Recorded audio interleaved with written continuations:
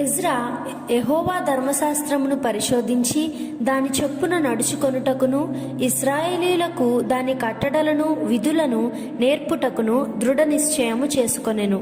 Ezra 7వ అధ్యాయం 10వ వచనం. తన జాతికి ఏదైనా చేయుటకు దేవుడు శీఘ్రముగా ఒక మనిషిని పిలిచినప్పుడు అతడు అయోగ్యుడు మరియు సిద్ధపడనివాడైనప్పుడు అది ఎంతో విషాదకరముగా ఉండును.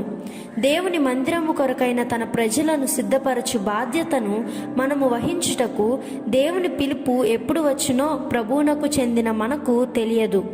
దేవునికి వ్యతిరేకముగా యూదులు పాపం చేసినప్పుడు వారు బబులోను బానిసత్వంలోనికి పంపబడినారు.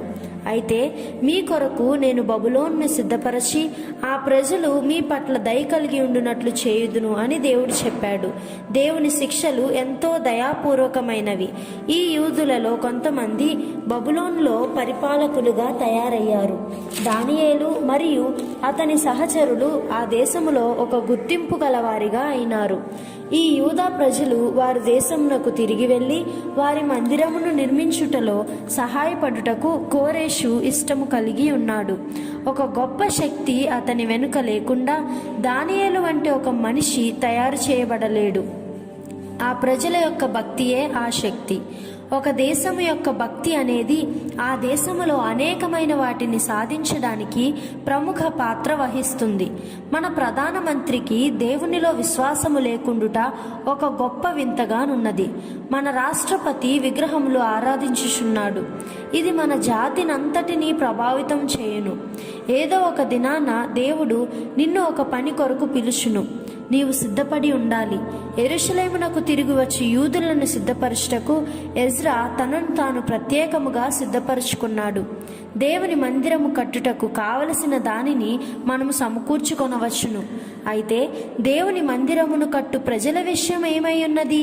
సమీపమున ఉన్న సమరయులు యెహోవాను ఆరాధించువారు కాబట్టి దేవుని మందిరము కట్టుటకు మేము సహాయము చేయుదుమని చెప్పారు. లేదు, ఈ విషయంలో మీరు చేయవలసిందేమీ లేదు అని ఎజ్రా చెప్పాడు. అక్కడ దేవుని మందిరమును కట్టు పని మాత్రమే కాదు కానీ దేవునికి విధేయత చూపు నూతనపరచు పని కూడా ఉన్నది. సమరయులు ఒక విధమైన మిశ్రిత జనము. అనేక మంది ఇతర జాతీయులు సమరయలోనికి వచ్చి స్థిరపడి ఉన్నారు. సమరయులు విగ్రహారాధికులతో వివాహ సంబంధములు కలిగి ఉన్నారు. లేదు, మేము మందిరమును మేమే కడతాము, దేవుని మందిరమును మేమే కడతాము అని ఎజ్రా చెప్పాడు. దేవుడు ఈ సహవాసమునకు నిర్మాణకుడై ఉన్నాడు. మనము ఎట్లు కట్టుచున్నామో జాగ్రత్త కలిగి ఉందము. దేవునితో మనము సరిగానున్నామా? మన హృదయాలలో విగ్రహములున్నాయా? ఈ పనికి ఒక పరిశుద్ధ జీవితమును నీవు కలుపుచున్నావా? పరిశుద్ధత మరియు సంపూర్ణ నమ్మకత్వముతో ప్రారంభించని ఒక రకమైన క్రైస్తవ్యము గల ప్రజలున్నారు. వారికి అనుకూలమైన విధముగా ప్రజల శారీరక రుగ్మతలను మాత్రమే స్వస్థపరచుటకు మనము ఇక్కడ లేము. మా ఐక్య ప్రార్థనా సమయాలకు మేము మిమ్మల్ని ఆహ్వానముగా ఉండుటకు ఎక్కువ జాగ్రత్త తీసుకోవాలి. మనము దేవుని కొరకు ప్రత్యేకపరచబడిన వారమని ప్రజలు తప్పక కనుగొనాలి. మందిరము కట్టబడిన తరువాత నెహెమ్యా జాతిని కట్టాడు.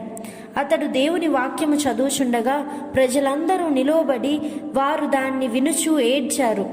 విధేయులవుటకు వారు వారి హృదయాలను సిద్ధపరచుకున్నారు. యాజకులు మరియు లేవీయులు తమను తాము శుద్ధిపరచుకున్నారు. సమరయలో లేవీయులు ఉన్నారు, కానీ దేవుని పనిలో వారు సహాయం చేయుటకు ఎజ్రా వారిని అనుమతించలేదు.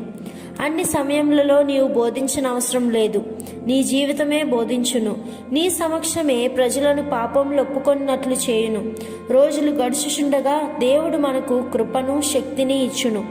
అనేకులను విడిపించుటకు దేవుడు నిన్ను వాడుకొనును. అయోగ్యకరమైన వారితో మీ ప్రార్థనా గుంపులు కలుషితము కాకుండునుగాక. దేవుని వెదకు ప్రజలను సిద్ధపరచుటలోను దేవుని ప్రమాణాలను పాటించుటలోను బాధ్యత తీసుకో.